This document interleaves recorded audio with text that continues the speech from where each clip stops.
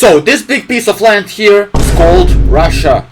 And this here is also a part of Russia. But why is this? Like, this place is literally 1,000 kilometers or 600 miles away from mainland Russia. Like, why is this? What? Bro, what are you talking about, man? Well, to explain this, we have to go back to the 1500s. This place used to be controlled by the Kingdom of Prussia, which was a puppet state of the Polish-Lithuanian Commonwealth for quite some time. Then, of course, Prussia expanded and became one of the strongest countries in all of the world. After this, Prussia destroyed the Austrian Empire in a war, and then they became the big daddy of Germany. Then there was also France, and to no one's surprise, they lost. Then Prussia was finally ready to have a glow-up and become the German Empire. And now the German Empire obviously controlled Kaliningrad. Now, what I should mention is that the city was not originally called Kaliningrad, but instead it was called Königsberg on German. After all of this, as we all know, this happened.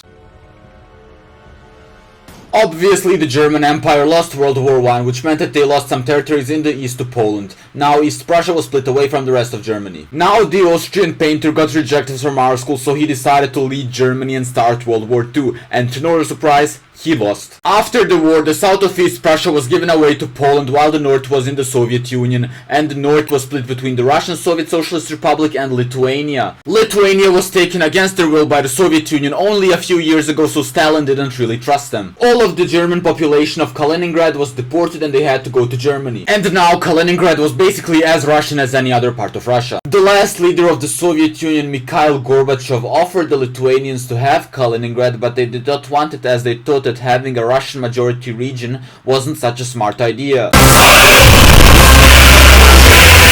Now, shortly after this, the Soviet Union collapsed, and that would mean that Russia could keep Kaliningrad, as no one else wanted it. However, the question still remains, why is Kaliningrad so important to Russia? However, before I tell you this, I would like to ask you to subscribe, since this would really help me and make my day. And also, if you subscribe, then you will become a Giga Chad in 10 seconds, so please subscribe right now. The first and rather obvious reason is that Kaliningrad grants Russia more access to the Baltic Sea, which means that it's more important for its navy. Now, as we all know, Russia and NATO have become enemies, and Putin doesn't want NATO to expand, and Kaliningrad actually protects him from NATO, because in that way he can encircle the Baltics. Well, I hope you guys enjoyed this video and learned something new from it. I put some work into it, so please subscribe. Thank you very much. See ya.